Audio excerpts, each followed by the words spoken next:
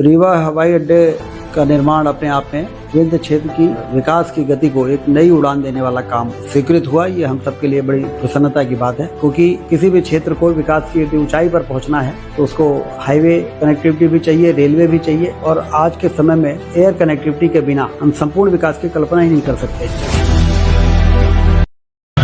आप देख रहे हैं हकीकत न्यूज, मैं संजय निगम। सबसे पहले हकीकत न्यूज में स्वागत है मनगांव विधायक नरेंद्र प्रजापति जी का, जो आज हमारे साथ चर्चा पे आए हैं। मैं संजय निगम कुछ खास बिंदुओं पर इनसे चर्चा करने जा रहा हूं। जैसा कि आपको मालूम है, कल रीवा एयरपोर्ट का लोकार्पण होने जा रहा है।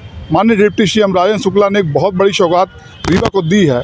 इस विषय को लेकर हम माननीय नरेंद्र प्रजापति जी से उनके विचार जानेंगे।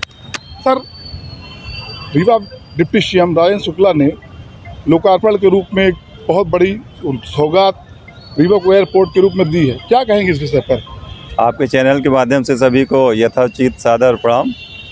रीवा में जो एयरपोर्ट का कल लोकार्पण होने जा रहा है, यह बहुत ही अद्वितीय एक प्रकार से योजना का लाभ हम लोगों को यहाँ पर मिलने वाला है। कुल मिलाकर के हमारे राजेंद्र शुक्ला जी जो उप मुख्यमंत्री हैं, उनका कहना है कि रीवा एयरपोर्ट आ जाने के बाद रीवा के विकास को उड़ान एक प्रकार से पंख लग जाएंगे, और जिस द्रुत गति से रीवा आगे बढ़ रहा है, उस द्रुत गति को कोई भी जिला मध्य प्रदेश का पा नहीं सकेगा।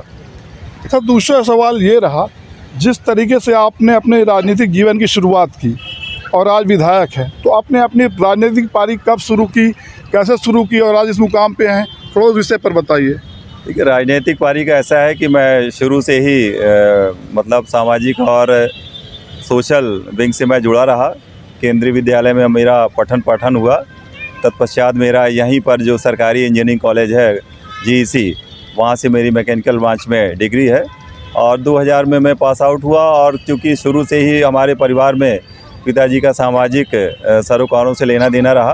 पिताजी हमारे दूरसंचार विभाग में सीनियर सेक्शन सुपरवाइज़र थे, और हमारे भाई साहब जो इसी इंजीनियरिंग कॉलेज से सिविल ब्रांच से जो है अपने उप मुख्यमंत्री जी हैं, उन्हीं के बैचमेट थे। वो रेलवे में इंजीनियर थे। अब उनका देहावसान हो चुका है। कुल मिलाकर के मैं जब अकेले रहा तो मेरा रुझान पारिवारिक दृष्टिकोण के चलते सामाजिक सरोकारों से रहा, और देखते देखते मैं वहीं पर इंजीनियरिंग कॉलेज में एज ए लेक्चरर भी पढ़ाया। कुछ दिनों के लिए मैं इंजीनियरिंग कॉलेज सतना में रहा। उसके पश्चात आने के बाद मैं अब वर्तमान में आप सभी के लोगों के सामने भारतीय जनता पार्टी से जो है हमें संगठन ने मौका दिया, और जनता ने जो है भरपूर आशीर्वाद देकर के मुझे सेवक के तौर पर ये कार्य सौंपा है, और मैं यथासंभव अपना पूरी तरीके से प्रयास कर रहा हूँ कि लोगों के जो भी कष्ट हैं उन्हें मैं दूर करने का प्रयास करूँ। जैसी छोटे से छोटे बातें हों, स्कूल की समस्या हो, एक्सीडेंट वगैरह हो गया हो, कभी कॉलेज में कोई पढ़ाई में लापरवाही हो, ग्राम पंचायत की सड़क के मामला हो, सड़क में अगर खराबी हो, आप हर छोटे से बड़े मुद्दे को लेकर मनगांव की जनता के साथ खड़े रहते हैं। तो आप मनगांव की जनता को आप किस नज़रिए से देखते हैं और क्या मैसेज देना चाहते हैं? देखिए, मनगांव की जनता ने मुझे भरपूर जो आशीर्वाद दिया है, वो इस बात के लिए नहीं दिया है कि मैं इसी रूम में या बंद कमरे में बैठा रहूं। इस बात के लिए दिया गया है कि मैं हर चप्पे चप्पे में, हर गली मोहल्ले में, हर सरकारी ऑफिस में, हर स्कूल विद्यालय में, हर सड़क में, वहाँ पर मैं पहुँचूँ, और जो संबंधित व्यक्ति अगर कहीं भी किसी भी प्रकार से जो भारतीय जनता पार्टी की योजनाएँ हैं उनसे यदि वह दूर है, तो मैं उन्हें उन योजनाओं से जोड़ने का काम करूं। जैसे कि राष्ट्रीय योजनाएं हैं, प्रधानमंत्री आवास है, आयुष्मान कार्ड है, और ये संबल कार्ड की योजना है, लाडली लक्ष्मी योजना है, लाडली बहना योजना है, और किसान सम्मान निधि है, और विद्यालय में छात्रों के लिए वजीफ़ा है, जो मातृशक्तियाँ उनके लिए, प्रेग्नेंट महिलाओं के लिए तमाम बहुत सारी योजनाएँ हैं।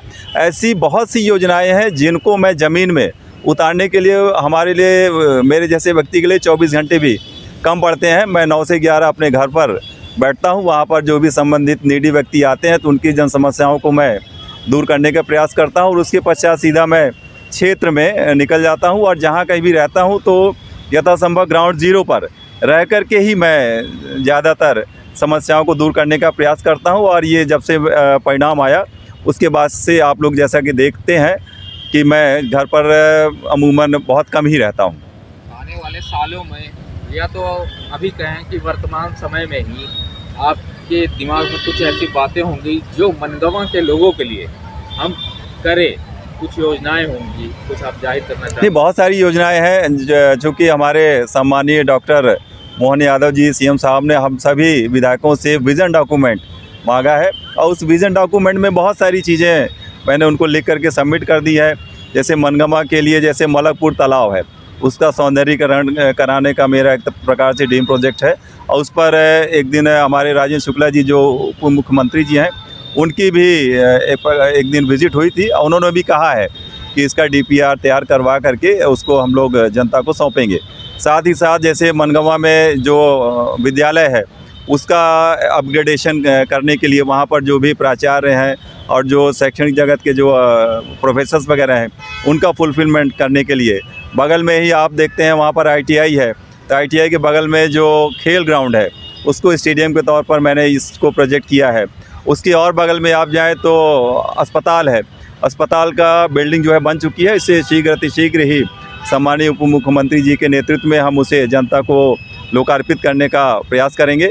और इसके अलावा आप नगर परिषद के बाहर आप अगर चलते हैं तो गढ़ में अस्पताल की आवश्यकता है, गढ़ में ही स्टेडियम की आवश्यकता है, त्यूनी जैसे ग्राम में स्टेडियम की आवश्यकता है और कई चीज़ें ऐसी भी हैं कि जो स्वीकार भी हो गए हैं। हर ग्राम पंचायत में मेरा उद्देश्य है कि सामुदायिक भवन बने।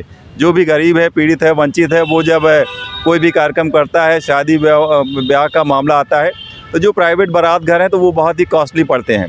तो मेरा ये प्रयास है कि प्रत्येक ग्राम पंचायत में ग्राम पंचायत भवन का, आंगनवाड़ी का और सामुदायिक भवन का निर्माण हो। लालगांव जैसे अंचल है वहाँ पर मैं ये प्रयास कर रहा हूँ कि वहाँ पर एक थाने की बहुत ही महती आवश्यकता है। अक्सर मैं SP साहब से, IG साहब से ये बात करता हूँ, IG साहब से ये दिया भी जा चुका है। आज ही मैं सुबह मिला भी SP साहब से और मैंने चर्चा भी की कि लालगांव का जो अंचल है गढ़ थाने के अंतर्गत आता है, वहाँ पर थाने की आवश्यकता है।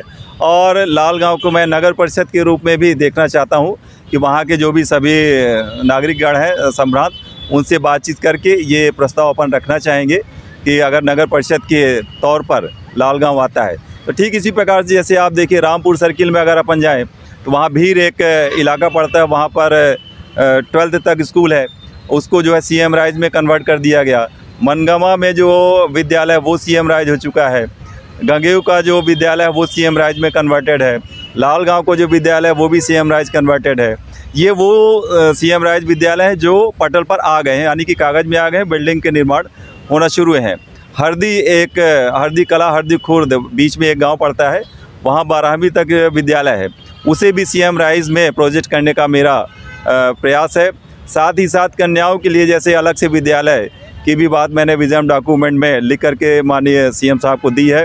खर्रा रामपुर सर्किल में पड़ता है, वहाँ पर 12वीं तक विद्यालय है, उसको कॉलेज में परिणत करने की बात मैंने विज़न डॉक्यूमेंट में प्रोजेक्ट करके रखी है। बाकी सड़क, नाली, बिजली, पानी ये सब तो आम आधारभूत ज़रूरतें हैं ही लोगों की, उन्हें मैं प्रयास करके लोगों तक पहुंचाने का काम कर रहा हूं। विधायक जी, बहुत सारी योजनाएं आपने बना रखी हैं और हो सकता है जल्द पूरी भी होंगी, तो कब तक मनगवा की जनता उम्मीद लगाए कि ये पूरी हो जाएंगी योजनाएं? देखिए, ऐसा है कि विकास एक सतत प्रक्रिया है।